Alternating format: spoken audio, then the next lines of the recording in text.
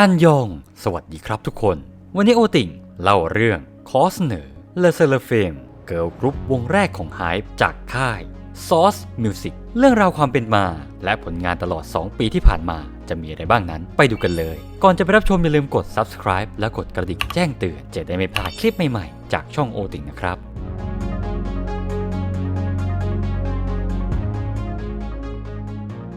เรื่องราวจุดเริ่มต้นของวงต้องเล่าย้อนไปถึงเด็กสาวชาวญี่ปุ่นผู้มีชื่อว่ามิยาวากิซากุระเธอนั้นได้เดบิวต์เข้าสู่วงการตั้งแต่อายุเพียง13ปีในนามสมาชิกวง HKT48 ไอดอลเกิร์ลกรุ๊ปในเครือของ48 Group ที่มีฐานอยู่ที่ฟุกุโอกะประเทศญี่ปุ่นซากุระค่อยๆสร้างชื่อมีผลงานเพลงกับวง HKT48 และ AKB48 รวมถึงยังมีผลงานด้านการแสดงผลงานโฆษณาผลงานรายการวาไรตี้ต่างๆเธอได้ก้าวขึ้นมาเป็นเมมเบอร์ตัวท็อปๆของวงจนได้มีจุดเปลี่ยนสำคัญในเส้นทางอาชีพไอดอลญี่ปุ่นของมิยาวากิซากุระจากความสำเร็จก้าวกระโดดของเธอทำให้หลายคนจับตามองซึ่งมันทำให้เธอรับกับความกดดันไม่น้อยแม้จะเป็นเมมเบอร์ตัวท็อปของ48 Group แต่ซากุระก็ยังไม่หยุดพิสูจน์ตัวเองวันนี้ต้องดีกว่าเมื่อวานพรุ่งนี้ต้องดีกว่าวันนี้นี่คือคำพูดของซากุระเกือบ7ปีในวงการไอดอลญี่ปุ่นของซากุระเธอได้พิสูจน์ให้เห็นแล้วว่าเธอเป็นไอดอลที่มีความสามารถและยังไม่หยุดทำในสิ่งที่เธอรักด้วยความที่เดบิวต์ตั้งแต่อายุยังน้อยและมีความสนใจในวงการเพลง K-POP ซากุระจึงตัดสินใจเข้าร่วมรายการ Produce 48 รายการจากช่อง Mnetที่ต่อยอดความสำเร็จจาก Produce 101 โดยคราวนี้ได้ร่วมกับทาง48 Group จากญี่ปุ่นเพื่อทำการหาไอดอล 12 คนสุดท้ายจาก 96 คนเดบิวต์เป็นเกิร์ลกรุ๊ปวงใหม่ซึ่งนอกจากซากุระและบรรดาไอดอลจากฝั่ง48 Group ก็ยังมีเด็กฝึกเกาหลีฝีมือดีอีกหลายคนเข้าร่วมรายการนี้ด้วยและ2ในนั้นก็คือว่าที่สมาชิกวง Le Seraphim ในอนาคตนั่นเองคนแรกที่พูดถึงคือคิมแชวอนเด็กฝึกจากค่ายอูลิมเอนเตอร์เทนเมนต์เธอนั้นมาพร้อมกับเด็กฝึกร่วมค่ายอีก3คนคือควอนอึนบีโซฮีและซูยุนและอีก1คนคือฮอยุนจินเด็กฝึกจาก Pledis Entertainment ที่มาพร้อมกับอีกาอึนอดีตสมาชิกวง After School ซึ่งบทสรุปเส้นทางแต่ละคนนั้นหลายคนน่าจะทราบดีอยู่แล้วแต่ใครที่อยากรู้เพิ่มเติมก็ดูได้ที่คลิปนี้หรือดูคลิปโอติ่งป้ายยาทางช่องโอติ่งได้เลยโดยยุนจินจบอันดับที่ 26 และตกรอบในตอนที่ 11 ก่อนที่ตอนสุดท้ายจะเป็นซากุระและคิมแชวอนที่จบอันดับที่ 2 และ 10 ตามลำดับได้เดบิวต์เป็นสมาชิกของ iQOO ซึ่งได้เดบิวต์อย่างเป็นทางการโดยมินิอัลบั้ม Color Rise นำไปเพลงไตเติ้ล La Vie en Rose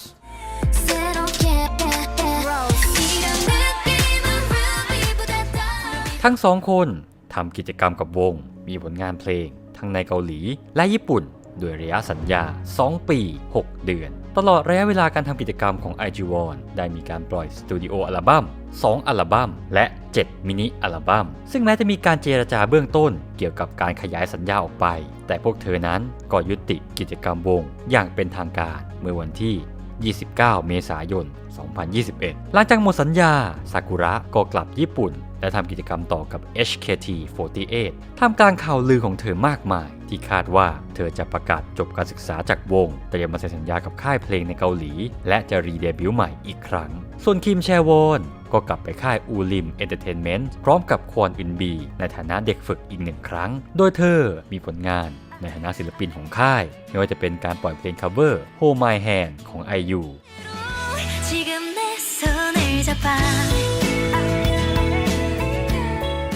และชออุมบุโตโนวานาของโบบากันโฟ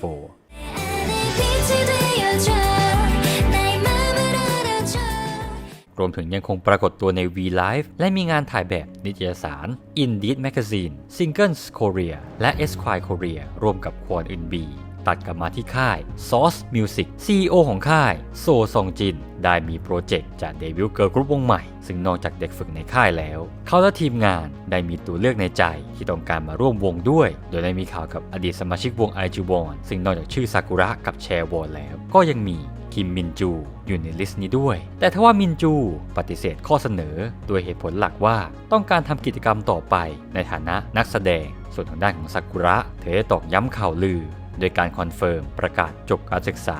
ในวันที่ 15 พฤษภาคม 2021 พร้อมกับได้มีมิวสิกวิดีโอจบการศึกษาในเพลงโอโมเดะนิซูรุนิวะมาดะฮายาสุกิรุหรือ It's Too Late to Remember ที่ปล่อยออกมาในเวอร์ชันสั้นวันที่ 14 มิถุนายนและได้มีการแสดงสเตจจบการศึกษาในวันที่ 19 มิถุนายนก่อนจะได้ทำการแสดงครั้งสุดท้ายในฐานะ HKT48 ในวันที่ 27 มิถุนายน 2021 หลังจากนั้นซากุระก็เดินทางมาที่เกาหลีใต้อีกครั้งและข่าวคราวของเธอก็เงียบหายไปพักใหญ่ทางด้านของคิมแชวอนวันที่ 17 สิงหาคม 2021 ก็มีข่าวลือว่าเธอถูกทาบทามให้มาเข้าร่วมเป็นสมาชิกของเกิร์ลกรุ๊ปวงใหม่จาก Source Music ซึ่งต่อมาทางค่าย HYBE ค่ายแม่ของ Source Music และ Ulim Entertainment ต้นสังกัดของคิมแชวอนได้ออกแถลงการสั้นๆว่าเราไม่สามารถเปิดเผยถึงเนื้อหาสัญญาของศิลปินได้เราขอให้คุณเข้าใจต่อมาทางอูลิมได้ลบโปรไฟล์ของแชวอนออกจากเว็บไซต์ทั้งหมดรวมถึงในเว็บเพจของดาอุมและนาเวอร์ที่ลงประวัติของแชวอนเอาไว้ก็ถูกลบเกลี้ยงเช่นกันก่อนที่วันที่ 14 มีนาคม 2022 แชวอนพร้อมด้วยซากุระจะได้ปรากฏตัวกับบังชีฮยอกและคอนเฟิร์มเซ็นสัญญากับทาง Source Music เป็นการยืนยันว่าวงใหม่จะเดบิวต์เร็วๆนี้ส่วนทางด้านของฮอยุนจินเส้นทางของเธอนั้นพลิกผันในเวลารวดเร็วซึ่งย้อนกลับไปหลังจากที่ตกรอบจาก Produce 48 เธอและอีกาอึนที่พลาดโอกาสเดบิวต์ก็มีข่าวลือว่าจะได้เดบิวต์กับทางค่าย Pledis โดยทั้งสองคนถูกวางตัวเอาไว้เป็นแกนหลักของโปรเจกต์วงใหม่พร้อมกับมีกิจกรรมต่างๆคู่กันที่ยังคงแอคทีฟแต่แล้วโปรเจกต์วงใหม่นี้มันก็ไม่เกิดขึ้นยุนจินที่รอคอยโอกาสจะได้เดบิวต์เธอต้องผ่านการประเมินในทุกๆเดือนต้องเห็นเพื่อนๆหลายคนบอกลากันไปหลายคนย้ายไปอยู่ค่ายอื่นหรือบางคนก็ไปในเส้นทางใหม่ๆและแล้วมันก็ถึงคิวของเธอเช่นเดียวกับอีกาอื่นพี่สาวคนสนิทที่ออกจากค่ายไปในเวลาไล่เลี่ยกันต่อมายุนจินจึงตัดสินใจเดินทางกลับไปอเมริกาเพื่อเรียนต่อซึ่งหลังจากผ่านไป1 ปีครึ่งยุนจินสอบผ่านและเตรียมเรียนต่อด้านธุรกิจในประเทศอเมริกาแล้วแต่ทว่าเธอได้รับสายโทรศัพท์ติดต่อจากค่าย HYBE ให้มาเป็นส่วนหนึ่งของโปรเจกต์ Girl Group วงใหม่นี้แม้ว่าเธอนั้นอยากจะปฏิเสธและไม่สนใจเหมือนกับที่ผ่านมาที่มีหลายๆค่ายติดต่อเธอมาบ้างแล้วแต่สัญชาตญาณบอกเธอว่าครั้งนี้เธอต้องทำมันมีบางอย่างที่บอกว่าต้องเป็นวงนี้ซึ่งยุนจินก็บอกว่าตั้งแต่ตอนได้ติดต่อพูดคุยใจของเธอก็กลับมาที่เกาหลีแล้วสุดท้ายเธอได้กลับมาที่เกาหลีใต้อีกครั้งพร้อมกับได้เจอซากุระและแชวอนที่เคยร่วมรายการ Produce 48 มาด้วยกันโดยยุนจินก็มาอยู่กับทีม S ที่จะได้เดบิวต์เป็นเกิร์ลกรุ๊ปวงใหม่ภายใต้สังกัด Source Music สมาชิกทั้ง 3 คนถูกวายว่ามีโอกาสสูงแทบจะ 100%ที่จะได้เดบิวต์แต่สมาชิกคนอื่นไลน์อัพยังไม่นิ่งมีหลายคนที่ต้องผิดหวังและหลุดจากทีมไปเช่นเด็กฝึกชาวญี่ปุ่นฮารุกะสมาชิกของทีม S เริ่มลงตัวมากขึ้นเมื่อเด็กฝึกคิมการัมได้มาเข้าร่วมกับทีมและมีศักยภาพที่ดีพอจะได้เดบิวต์ก่อนที่มีอีกหนึ่งเด็กฝึกที่เป็นเหมือนตัวละครลับได้ถูกทาบทามเธอก็คือนากามุระคาซึฮะเด็กสาวชาวญี่ปุ่นที่ตัดสินใจสมัครออดิชั่นออนไลน์กับทาง Source Music เธอนั้นเป็นเด็กที่ผ่านการเรียนบัลเล่ต์มาตั้งแต่ยังเด็กซึ่งได้รับการตอบรับว่าผ่านออดิชั่นแต่ด้วยปัญหาของวีซ่าทำให้เธอไม่สามารถเดินทางมาเกาหลีได้ทันทีบวกกับสถานการณ์ของโควิดทำให้ตั้งแต่เดือนพฤศจิกายน 2021 เธอจึงได้เรียนภาษาเกาหลีผ่านทางซูมอีกทั้งทางค่ายยังได้ส่งคู่ฝึกร้องและฝึกเต้นมาติวเข้มการร้องการเต้นและการแรปเพราะเธอนั้นได้ถูกวางตัวไว้ในทีม S ที่เตรียมเดบิวต์แล้วโดยปลายปีเดียวกันนั้นโซซองจิน CEO ของ Source Music ยังได้เดินทางมาทาบทามเธอด้วยตัวเขาเองถึงเนเธอร์แลนด์ก่อนที่เดือนมกราคม 2022 เธอได้เดินทางมาที่เกาหลีและเข้าร่วมกับทีมเพื่อเตรียมตัวในเพลงเดบิวต์ Fearless ซึ่งเธอมาฝึกที่ค่ายด้วยระยะเวลาแค่ 4 เดือนเท่านั้นบวกก่อนหน้านี้ที่เริ่มฝึกที่เนเธอร์แลนด์อีก 2 เดือนรวมเป็น 6 เดือนทางด้านของจิ๊กซอว์ชิ้นสุดท้ายฮงอึนแชเด็กสาวอายุเพียง 15 ปี ณ ขณะนั้นเธอเริ่มต้นจากการเรียนที่สถาบันสอนเต้นชื่อดังอย่าง Dep Dance School ก่อนจะผ่านออดิชั่นและเข้าเป็นเด็กฝึกของค่ายแม้ความฝันของเธอไกลเข้ามาอีกขั้นแต่ชีวิตการเป็นเด็กฝึกไม่ได้ง่ายที่คิดเธอร้องไห้ทุกวันโทรหาพ่อแม่บอกพวกท่านว่าอยากจะเลิกแล้วจากเด็กที่เคยสดใสร่าเริงในช่วงนั้นอึนแชกลายเป็นเด็กเงียบขรึมและเก็บตัวแต่ด้วยความมุ่งมั่นอย่างแรงกล้าสุดท้ายแล้วเธอตั้งใจฝึกฝนต่อไปและหลังจากฝึกมาได้ไม่ถึงปีเธอก็มีฝันเป็นลางบอกเหตุว่าจะได้ร่วมทีมพรีเดบิวต์วันต่อมาเธอก็ถูกคัดเลือกเข้ากลุ่มพรีเดบิวต์ทีม S ที่ค่าย Source Music กำลังเตรียมเดบิวต์ในช่วงปี 2022 ทำให้เธอกลายเป็นสมาชิกคนสุดท้ายที่ถูกเลือกเข้าทีม S โดยเมื่อเข้าสู่ปี 2022 ก็ค่อยๆมีการเปิดเผยรายละเอียดต่างๆมากขึ้นวันที่ 21 มีนาคม Source Music ยืนยันว่าเกิร์ลกรุ๊ปวงใหม่นี้จะเดบิวต์ในเดือนพฤษภาคม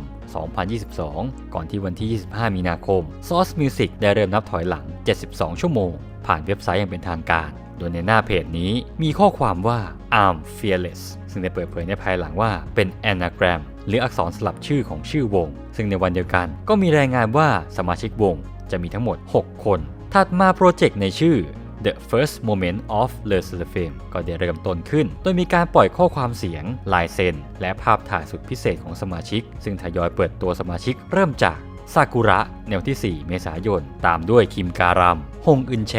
คิมแชวอนคาซึฮะและฮอยุนจินตามลำดับถัดมาวันที่ 10 และ 11 เมษายนวิดีโอ Le Seraphim Casting Call และ Le Seraphim 2022 Fearless Show ได้รับการปล่อยออกมาผ่านทางช่อง YouTube ของ Hype Labels โดยเป็นการปรากฏตัวแบบเต็มวงเป็นครั้งแรกก่อนที่วง Le Seraphim ได้ปล่อยเดบิวต์เทเลอร์ The World Is My Oyster ออกมาก่อนในวันที่ 19 เมษายน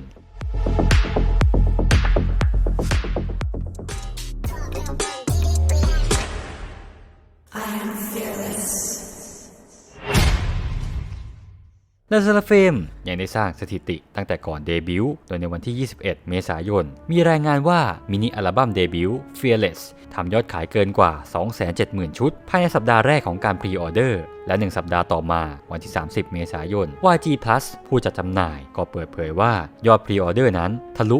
380,000 ชุดไปแล้วอีกทั้งอัลบั้มนี้ยังได้ทำลายสถิติยอดขายรายสัปดาห์สำหรับอัลบั้มเดบิวต์ของ Girl Group บน Hanteo Chart โดยขายได้ 300,000 ชุดตั้งแต่สัปดาห์แรกในวันที่ 29 เมษายน Source Music ยังรายงานว่าวง Le Seraphim จะมีเว็บตูนของตัวเองในชื่อ Crimson Heart นอกจากนี้มีรายงานว่า Blue Flame ซึ่งเป็นเพลงที่ 3 จากอัลบั้ม Fearless อัลบั้มเดบิวต์จะเป็นเพลงธีมอย่างเป็นทางการของเว็บตูนเรื่องนี้โดยสมาชิกวงคิมแชวอนและฮอยุนจินมีส่วนร่วมในการเขียนเนื้อเพลง Blue Flame เพลงจากอัลบั้มนี้ด้วย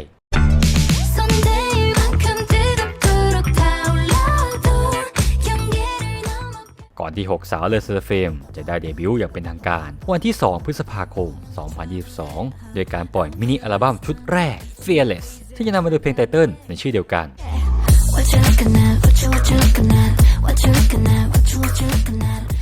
โดยวันเดียวกันนั้นยังมีการแสดงโชว์เคสของวงด้วยสำหรับชื่อวง Le Seraphim จะเป็นชื่อที่สร้างจาก Anagrammatic ในประโยค I'm Fearless ซึ่งสื่อถึงความมั่นใจในตัวเองและเจตจำนงอันแรงกล้าที่จะก้าวไปข้างหน้าโดยไม่ต้องกลัวและไม่ถูกอิทธิพลจากการจ้องมองของโลกโดยมีที่มาจากพันธสัญญาเดิมของคัมภีร์ไบเบิล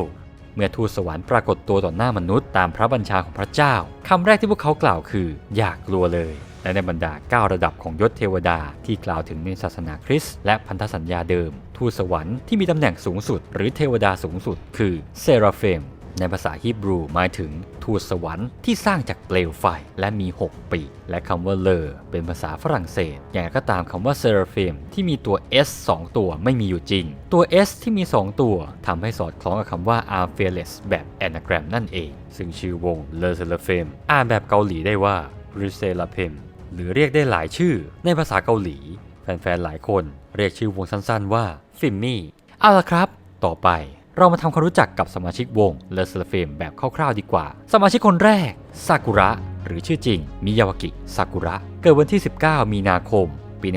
1998 ที่คังโอชิมะประเทศญี่ปุ่นเธอเป็นอนนี่พี่ใหญ่ของวงที่ผ่านประสบการณ์การเป็นไอดอลมาแล้วเกินกว่า 10 ปีทั้งกับ HKT48 AKB48 และ IGONEโดยเราสามารถติดตาม Instagram ของซากุระกันได้ตามที่ขึ้นนี้เลยสมาชิกคนที่ 2 คิมแชวอนเกิดวันที่ 1 สิงหาคม ปี 2000 ที่โซลเกาหลีใต้เธอเป็นพี่คนรองของวงที่เป็นอีกหนึ่งสมาชิกผู้เคยผ่านการเดบิวต์กับวง IGONE มาแล้วและเธอจะรับหน้าที่เป็นลีดเดอร์หัวหน้าวงเราสามารถติดตาม IG ของแชวอนกันได้ตามที่ขึ้นนี้เลยสมาชิกคนที่ 3 ฮอยุนจินหรือชื่อภาษาอังกฤษเจนนิเฟอร์ฮอเกิดวันที่ 8 ตุลาคม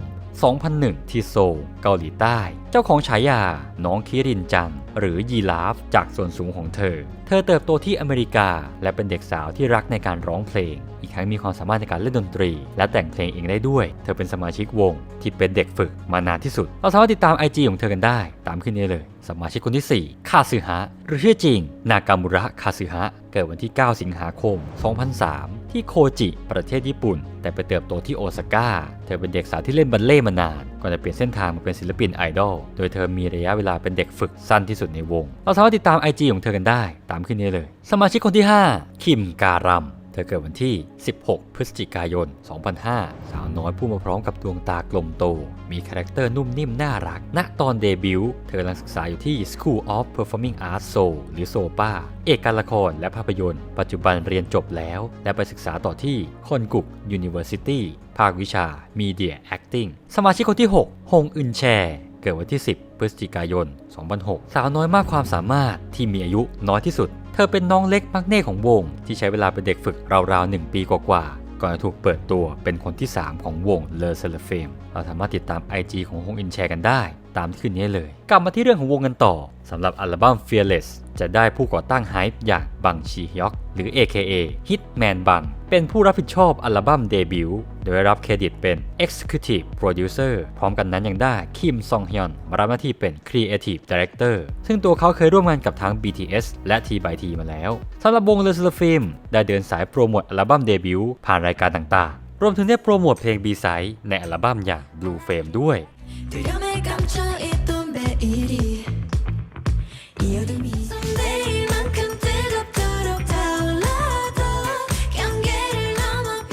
ก่อนที่วันที่10พฤษภาคม2022จะได้คว้าถ้วยแรกจากรายการเพลงผ่านรายการ The Show ทางช่อง SBS MTV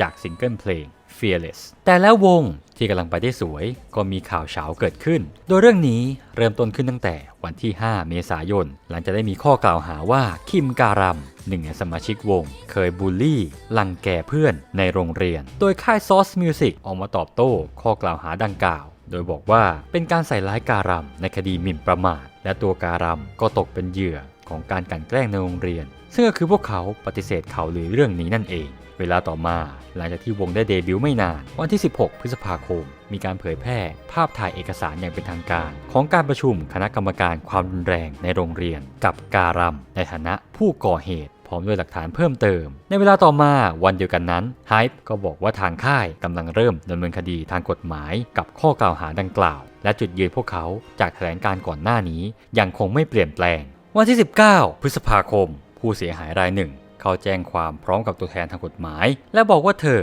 ถูกบังคับให้ย้ายโรงเรียนและได้รับคำขู่จากการัมและเพื่อนๆจากการกลั่นแกล้งอย่างรุนแรงทำให้เธอต้องย้ายโรงเรียนเนื่องจากความวิตกกังวลและมีอาการตื่นตระหนกรวมถึงพยายามฆ่าตัวตายด้วยทางสำนักงานกฎหมายระบุว่าถ้าหากว่าHYBEยังยืนยันในจุดยืนโดยไม่ขอโทษเหยื่ออย่างจริงใจพวกเขาจะเปิดเผยผลการพิจารณาคดีของคณะกรรมการฉบับเต็มรวมถึงจะดำเนินคดีด้วยต่อมาHYBEก็แถลงการระบุว่าพวกเขาจะอธิบายจุดยืนในปัจจุบันภายหลังการตรวจสอบทุกอย่างแล้วและสิ่งที่แชร์ออกมาเป็นเพียงมุมมองด้านเดียวเท่านั้นผู้ที่อ้างตัวเป็นเหยื่อคิมการัมยังมีการออกมาเปิดเผยเพิ่มเติมว่าคิมการัมทำให้เธอกลัวจนไม่กล้าไปโรงเรียนจนคอมเมนต์นี้ถูกแชร์ไปยังสังคมออนไลน์หลากหลายที่แต่ก็มีทั้งคนที่ไม่เชื่อเพราะเป็นการกล่าวขึ้นมาลอยๆไม่มีหลักฐานชัดเจนอย่างไรก็ตามก็ยังมีคนที่เชื่อในคอมเมนต์นี้และได้แสดงความเห็นว่าคิมการัมควรจะได้รับการลงโทษหรือถูกถอดออกจากวงเป็นการถาวรวันที่20พฤษภาคม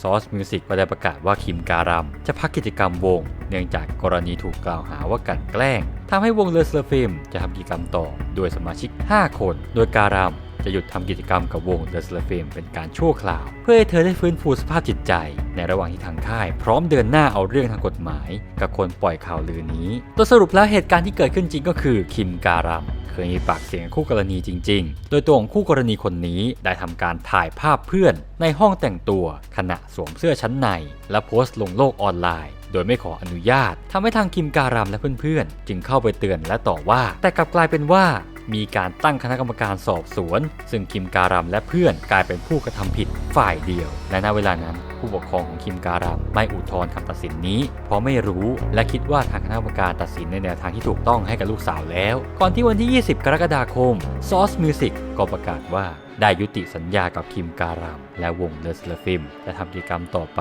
โดยสมาชิกที่เหลือ5คนซึ่งสำหรับการเดบิวต์ครั้งนี้เลอเซลฟิมคว้าไปได้ทั้งหมด4ถ้วยแบ่งเป็นเดอะโชว์2ถ้วยและมิวสิกแบงก์กับโชว์แชมเปี้ยนอีกอย่างละ1ถ้วยต่อมาวันที่10สิงหาคมการัมได้ออกแถลงการณ์ครั้งแรกนับตั้งแต่เธอลาออกจากโรงเรียนและออกจากการเป็นสมาชิกวงผ่านโพสต์ที่อัปโหลดทางบัญชี Instagram ของเพื่อนโดยเธอปฏิเสธข้อกล่าวหาโดยระบุว่าไม่เคยทำร้ายใครไม่เคยถูกบังคับให้ย้ายโรงเรียนไม่เคยสูบบุหรี่หรือดื่มแอลกอฮอล์รวมถึงไม่เคยรังแกใครมาก่อนด้วยในส่วนของการลงโทษทางวินัยที่เธอได้รับจากคณะกรรมการเธออธิบายว่าในช่วงปีแรกของการเรียนมัธยมต้นเพื่อนร่วมชั้นคนหนึ่งซึ่งขอเรียกว่ายูเธอนั้นชอบนินทาและอัปโหลดรูปนักเรียนคนอื่นใส่ชุดชั้นในเธอคิดว่าเธอนั้นกำลังช่วยเหลือเหยื่อจึงได้เผชิญหน้ากับเพื่อนร่วมชั้นคนนั้นและในขณะเดียวกันก็มีการด่าทอและในเวลานั้นการัมไม่รู้ถึงความแตกต่างระหว่างคนส่วนใหญ่กับคนส่วนน้อยและไม่สามารถเข้าใจอย่างถ่องแท้ว่าการเผชิญหน้ากับยู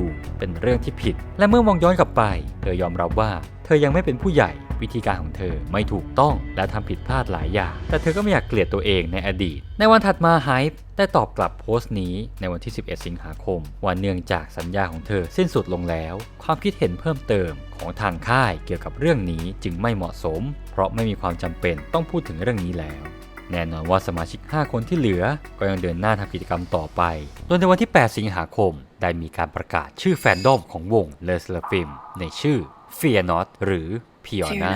ซึ่งเป็นคำพ้องเสียงของคำว่าบานสะพรั่งในภาษาเกาหลีมีความหมายว่าเลอเซลฟิมจะเดินไปข้างหน้าอย่างไม่เกรงกลัวและแฟนๆที่ไม่กลัวที่จะรักและสนับสนุนเลอเซลฟิมจะมารวมตัวกันเพื่อเบ่งบานในทุกช่วงเวลาและวันที่9สิงหาคมยังมีการฉลองครบรอบเดบิวต์100วันที่ฮอยุนจินได้ปล่อยซิงเกิลเดี่ยวเพลงแรกของเธอในชื่อ Raise Your Glassซึ่งเป็นเพลงที่เธอแต่งเองเป็นภาษาอังกฤษล้วนใน MV นี้มีฉากต่างๆตั้งแต่ที่เธอเป็นเด็กฝึกจนถึงตอนเดบิวต์รวมถึงฉากในการท่องเที่ยวร่วมกับวง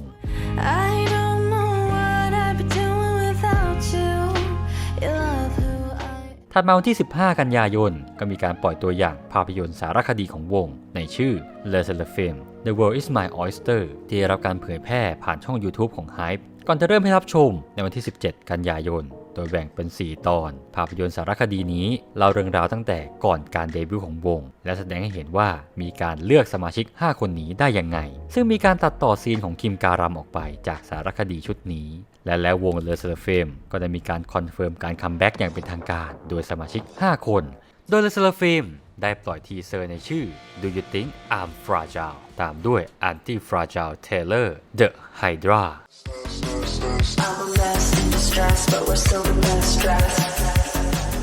และในวันที่17ตุลาคมเลอเซลฟิมก็ได้ปล่อยมินิอัลบั้มชุดที่2 Anti-Fragile ซึ่งยังนำไปเพลงไตเติ้ลในชื่อเดียวกัน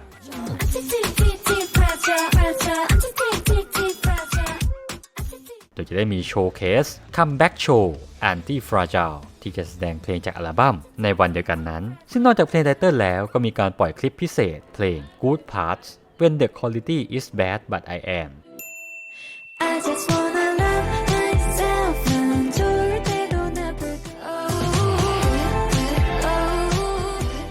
ต่อมาฮันทอชาร์ตก็ประกาศว่า Anti-Fragile มียอดขาย 48,833 ชุดในวันแรกที่วางจำหน่ายซึ่งทำลายสถิติยอดขายวันแรกสูงสุดของวงก่อนหน้านี้และใน1สัปดาห์อัลบั้มทำยอดไป 567,673 ชุดซึ่งได้เพิ่มเป็น 2 เท่าของยอดขายอัลบั้มเดบิวต์ Circle Chart ยังรายงานว่า Anti-Fragile ทำยอดขายไป 589,995 ชุดในสัปดาห์แรกนอกจากนี้ยังเปิดตัวอันดับ 2 บนชาร์ตอัลบั้มรายสัปดาห์ของ Circle ในสัปดาห์ที่ 43 อีกด้วย Anti-Fragile ยังเปิดตัวอันดับที่ 14 บนชาร์ต Billboard 200 ทำให้เป็นอัลบั้มแรกของเลอเซลฟิมที่เข้าสู่ชาร์ตนี้ได้นอกจากนี้เปิดตัวอันดับที่ 13 บนชาร์ต Billboard World Albums อีกด้วย ไม่เพียงแค่นั้น Anti-Fragile ยังเปิดตัวอันดับที่ 42 บนชาร์ต Billboard Global US และอันดับ 8 บนชาร์ต Billboard World Digital Song Sales นอกจากนี้ Anti-Fragile ยังติดชาร์ต Billboard 200 ถึง 2 สัปดาห์ทำให้วงเลอเซลฟิมเป็นวงเกิร์ลกรุ๊ปวงที่ 5 ที่สามารถทำได้สำหรับซิงเกิลเพลง Anti-Fragile คว้ารางวัลไปได้ 5 ถ้วยแบ่งเป็น Music Bank 2 ถ้วยและ 3 ถ้วย Triple Crown จาก Show Music Hall ในวันที่ 13 พฤศจิกายนเลอเซลฟิมยังได้ปล่อย MV เพลง Impurities ออกมาด้วย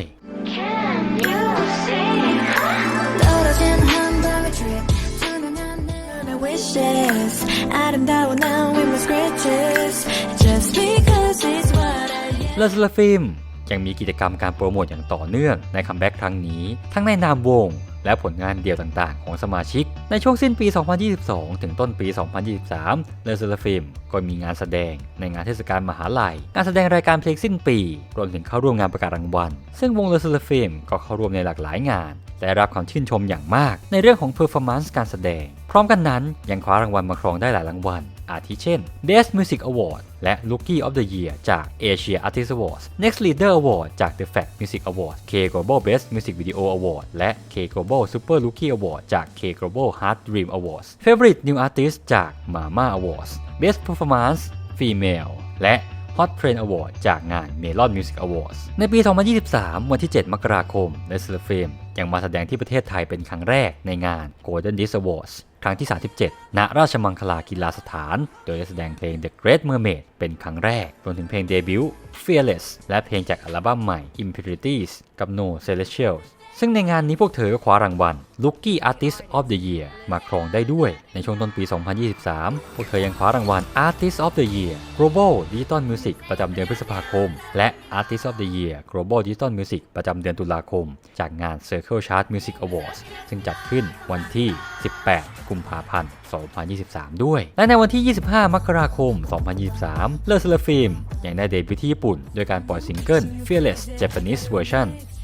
forever wing give me ay number one when I'm all to me ay what you looking at what you looking at what you looking at what you looking at โดยนอกจากเพลงนี้แล้วยังมี Blue Flame Japanese Version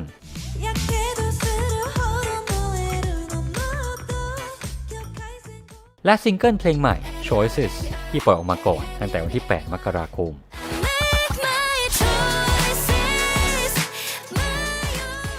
ซิงเกิลนี้ทำยอดขายได้ 132,621 ชุดตั้งแต่วันแรกซึ่งเป็นสถิติสูงสุดของวงเกิร์ลกรุ๊ป Gen 4 และเป็นอันดับ 2 ของ K-POP เกิร์ลกรุ๊ปที่ทำได้ก่อนที่ใน1สัปดาห์จะทำยอดขายไป 222,286 ชุดกลายเป็นศิลปินหญิงที่ไม่ใช่ศิลปินญี่ปุ่นในรอบ 5 ปีที่ขึ้นอันดับ 1 ของ Oricon's Weekly Single Chart ก่อนที่เวลาต่อมาจะรับการรับรอง Platinum Certification จากยอดขายเกินกว่า 250,000 ชุดตามด้วย Double Platinum Certification หลังจากทำยอดขายทะลุ 500,000 ชุดในเดือนมีนาคม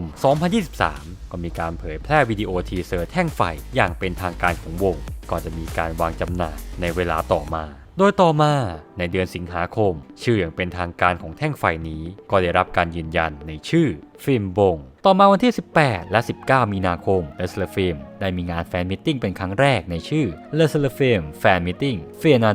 2023 SS วันที่ 22 มีนาคม 2023 เลอ Seraphim ยังได้รับการประกาศให้เป็นพรีเซนเตอร์แบรนด์เครื่องดื่ม Vita 500 Zero ต่อมาวันที่ 3 เมษายนทางค่ายประกาศว่าจะมีการคัมแบ็กด้วยอัลบั้มเต็ม Unforgiven โดย Le Seraphim ได้ปล่อยทีเซอร์ Le Seraphim Unforgiven ตามด้วย Unforgiven Trailer Burn the Bridge I'm never going back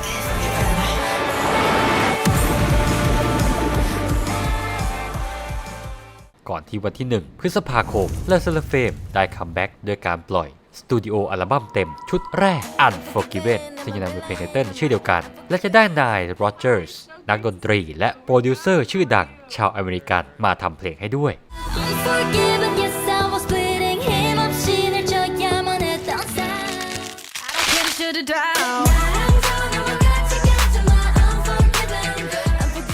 อัลบั้มนี้ยังมียอดพรีออเดอร์สูงเกินกว่า 1 ล้านชุดซึ่งเป็นการทำลายสถิติเดิมของวงที่เคยทำเอาไว้และเป็นก้าวกระโดดสำคัญที่ทำให้เห็นว่าพวกเธอได้เติบโตขึ้นไปอีก1ขั้นแล้วโดยฮันทอชาร์ตรายงานว่าอัลบั้มนี้ทำยอดขายวันแรกได้ถึง 1,22,551 ชุดทำให้กลายเป็นเกิร์ลกรุ๊ปที่มียอดขายวันแรกสูงสุดในประวัติศาสตร์ทำลายสถิติเดิมของ Blackpink ที่ทำไว้กับอัลบั้ม Born Pinkในการคัมแบ็กครั้งนี้ได้มีคัมแบ็กโชว์ทางช่อง M2 อีก1 ครั้งซึ่งได้ทำการแสดงเพลงจากอัลบั้มนี้พร้อมขั้นด้วยรายการวาไรตี้ถัดมาวันที่ 14 พฤษภาคม Billboard ก็ประกาศว่าอัลบั้ม Unforgiven เปิดตัวอันดับที่ 6 ในชาร์ต Top 200 อัลบั้มกลายเป็นเกิร์ลกรุ๊ปเกาหลีที่ทำได้เร็วที่สุดในการประดิษฐ์ชาร์ต Top 10 ก่อนจะใช้เวลา 8 สัปดาห์ติดต่อกันบนชาร์ตนี้ท ทำให้กลายเป็นอัลบั้มแรกของวงที่สามารถทำได้ซิงเกิล Unforgiven คว้ารางวัลไป6ถ้วยทำแกรนด์สแลมคว้ารางวัลรายการเพลง6วันติดต่อกันแบ่งเป็น The Show Show Champion M Countdown Music Bank Show Music Hall และ Inkigayo อย่างละ1ถ้วยนอกจากนี้วงยังได้โปรโมทอีก1เพลงในซิงเกิล Eve Psyche and the Bluebeard's Wife ซึ่งได้มีการปล่อยเป็น MV ในวันที่23พฤษภาคม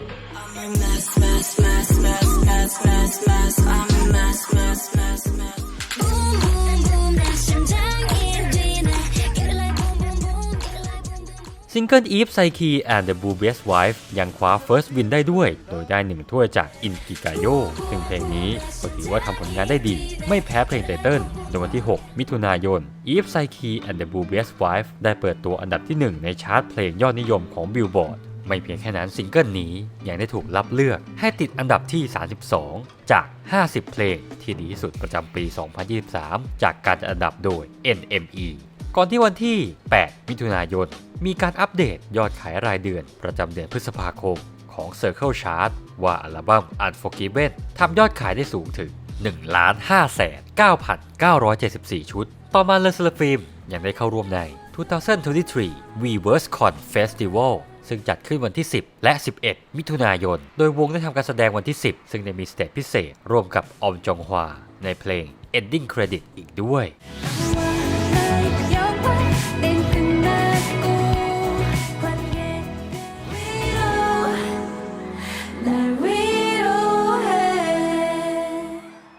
วันที่27มิถุนายนมีการปล่อยเพลง Eve Psyche and the Bluebeard's Wife ที่ได้นักร้อง BB คาโมและมิรานิมาร้องฟีเจอริง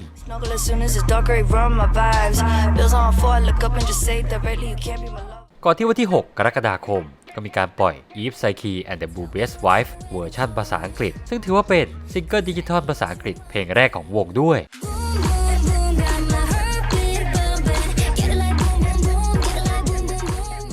ก่อนที่เพลงนี้จะมีอีก1เวอร์ชันที่ได้นักร้องนักแต่งเพลงชาวอเมริกันอัพซอลมาฟีเจอริง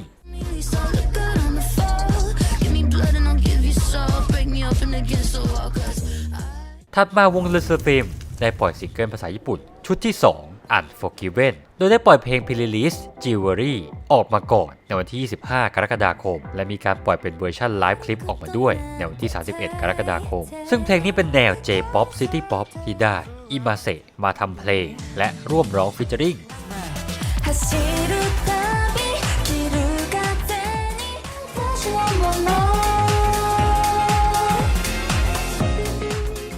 ต่อมาวันที่28กรกฎาคมมีการปล่อย Eve Psyche and the Bluebeard's Wife ในเวอร์ชัน Remix โดยนักร้องลูกครึ่ง British ญี่ปุ่นรินะซาวายามะ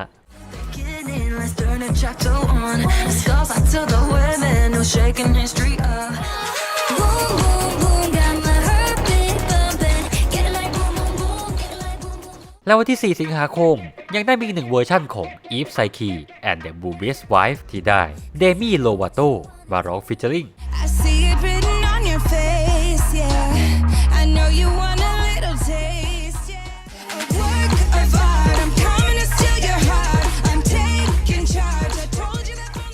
ก่อนจะได้ปล่อยซิงเกิลภาษาญี่ปุ่นชุดที่2 Unforgiven อย่างเป็นทางการในวันที่23สิงหาคมโดยมีเพลงไตเติ้ลคือ Unforgiven Japanese Version ซึ่งจะได้นักร้องชาวญี่ปุ่นอาโดะมาร่วมร้องฟีเจอริงด้วย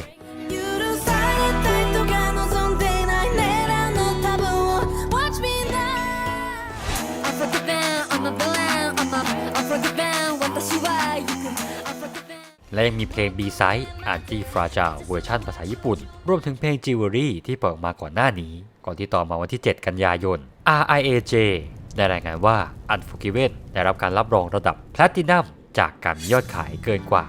250,000 ชุดในญี่ปุ่นในช่วงตั้งแต่เดือนสิงหาคมไปต้นไปทัวร์ครั้งแรกของวงในชื่อ Flame Rise ก็ได้เริ่มต้นขึ้นซึ่งทำการแสดง2รอบแรกที่จัมชิลอารีนากรุงโซลในวันที่12และ13สิงหาคม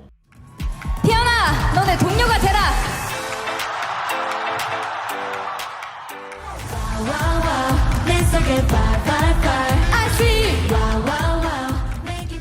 ก่อนจะไปต่อที่นาโกย่าโตเกียวโอซาก้าประเทศญี่ปุ่นฮ่องกงและจาการ์ตาอินโดนีเซียแต่แล้วก็มีข่าวร้ายสำหรับเฟียร์นอตชาวไทยรวมถึงช่องโอติ่งด้วยเมื่อคอนเสิร์ต2รอบในไทยได้ถูกแคนเซิลไปเนื่องจากปัญหาสุขภาพของสมาชิกวงอย่างคิมแชวอนฮอยุนจินและคาซึฮะที่ป่วยเป็นไข้หวัดใหญ่ถัดมาวันที่ 4 ตุลาคม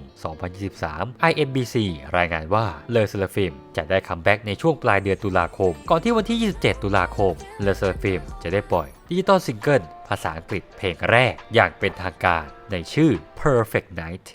Me and my girlies, we gon' party till it's early. Got me feeling otherworldly tonight.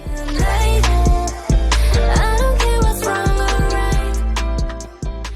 เพลงนี้เป็นการร่วมงานกับ Blizzard Entertainment เพื่อโปรโมทเกม Overwatch 2 ในการโปรโมทนอกจากรายการเพลงในเกาหลีแล้วเลอเซลฟิมยังได้ไปออกรายการทีวีของอเมริกา Today Show with Hoda and Jenna ทางช่อง NBC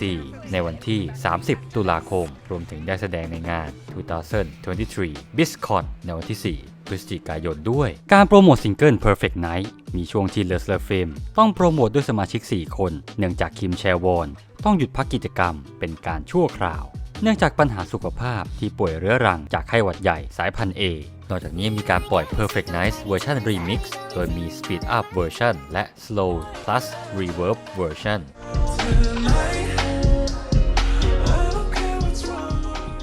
ซิงเกิลเพลง Perfect Night ขึ้นอันดับที่ 1 บนชาร์ตเพลงยอดนิยมของ iTunes กว่า 28 ประเทศก่อนที่ Perfect Nightจะขึ้นอันดับ 1 บนชาร์ต Melon's Top 100 เมื่อวันที่ 19 พฤศจิกายนทำให้กลายเป็นเพลงภาษาอังกฤษเพลงแรกของวง Girl Group ที่สามารถขึ้นอันดับ 1 บนชาร์ตนี้ได้และในวันที่ 18 ธันวาคม Perfect Night ยังได้ยึดอันดับ 1 บนชาร์ต Melon's Weekly Chart ติดต่อกันถึง 4 สัปดาห์ทำให้วงเลอเซลฟิมกลายเป็นศิลปิน K-POP วงแรกที่สามารถทำได้โดยซิงเกิลเพลงภาษาอังกฤษซึ่งสำหรับซิงเกิลนี้ยังได้คว้าไป 2 ถ้วยจากรายการเพลง Show Music Core ทางช่อง MBC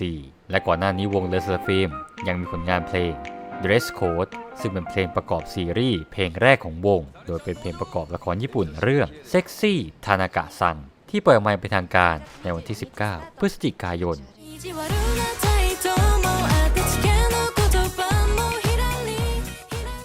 นอกจากนี้ยังมีการปล่อย Perfect Night Holiday Remix ในวันที่ 23 พฤศจิกายนเป็นเวอร์ชั่นส่งท้ายปี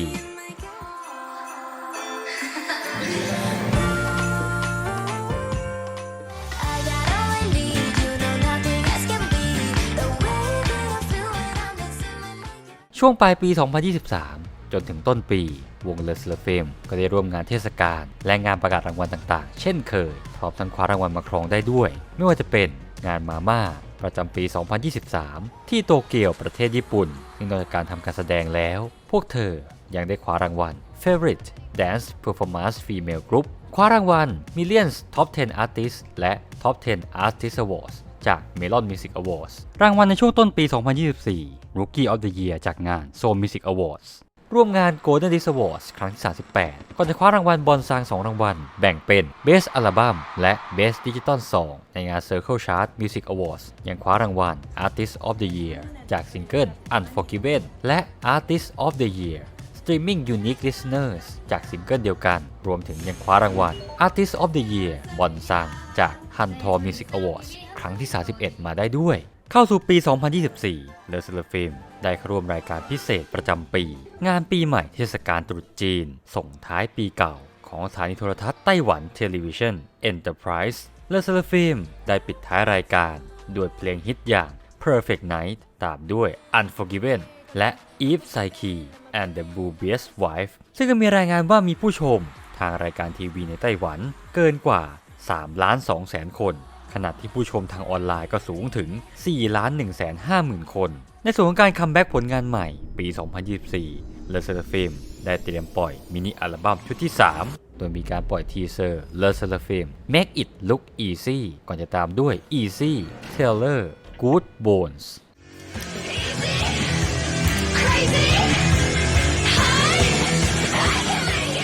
ซึ่งในวันที่ 19 กุมภาพันธ์วงเลอเซลฟิมได้คัมแบ็กด้วยการปล่อยมินิอัลบั้มชุดที่ 3 Easy ซึ่งนำไปเพลงในเต้นในชื่อเดียวกัน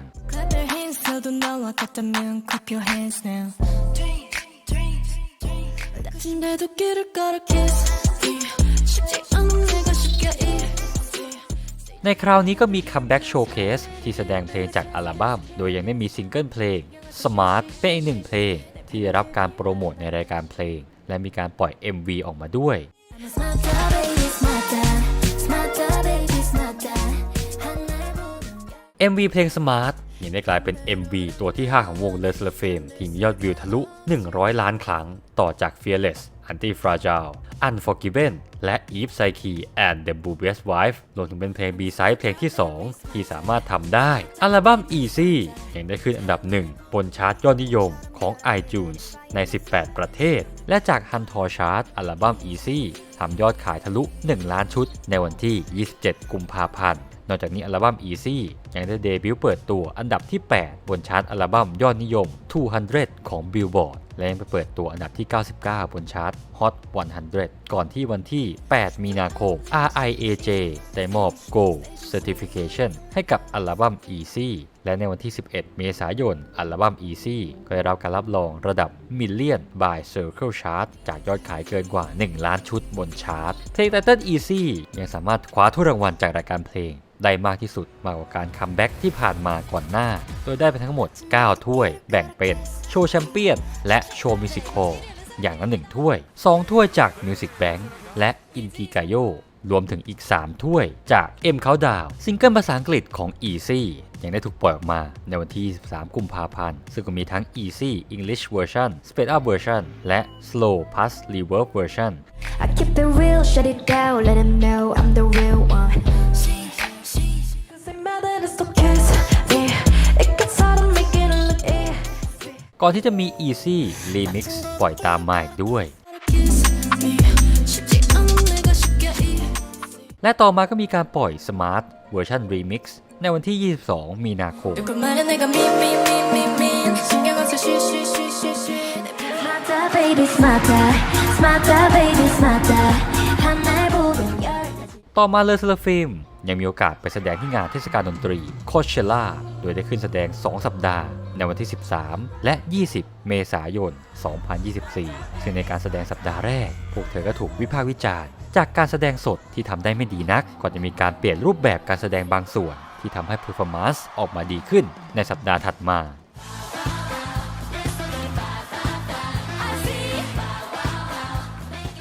Coachella thank you for tonight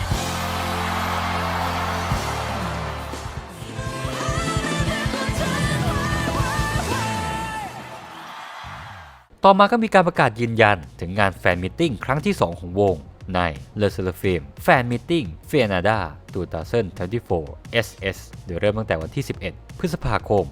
2024 ที่จำเสืออินดอร์สเตเดียมในกรุงโซลก่อนจะไปที่โกเบ นาโกย่า โยโกฮาม่า และฟุกุโอกะ ประเทศญี่ปุ่นตามลำดับในวันที่ 15 มิถุนายน Le Sserafim ก็ยังได้ร่วมงาน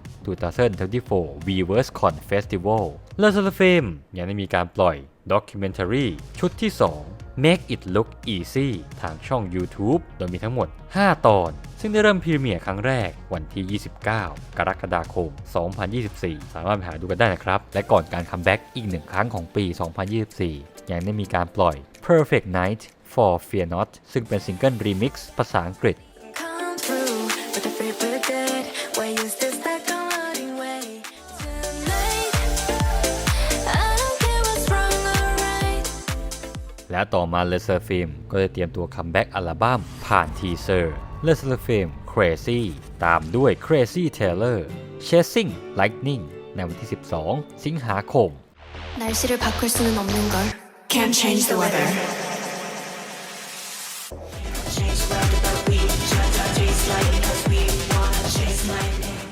ก่อนที่ในวันที่ 30 สิงหาคม 2024 Le Sserafim จะได้คัมแบ็กด้วยการปล่อยมินิอัลบั้มชุดที่ 4 Crazy ซึ่งจะนำโดยเพลงไตเติ้ลในชื่อเดียวกัน อย่าลืมไปรับชม MV และสตรีมเพลงทุกเพลงจากอัลบั้มนี้กันด้วยนะครับ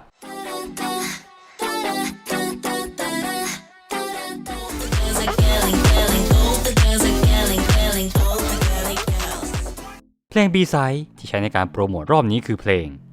1-800 Hot and Fun ซึ่งร้องเป็นภาษาอังกฤษล้วน โดยเพลงนี้ได้ถูกแสดงครั้งแรกระหว่างงาน Coachella Valley Music and Arts Festival ในเดือนเมษายน 2024 I like to to dance when I party.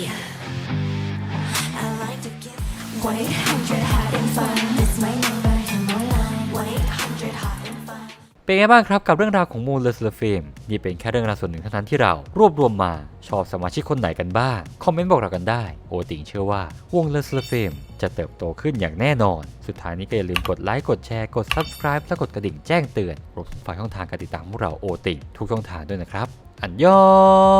ง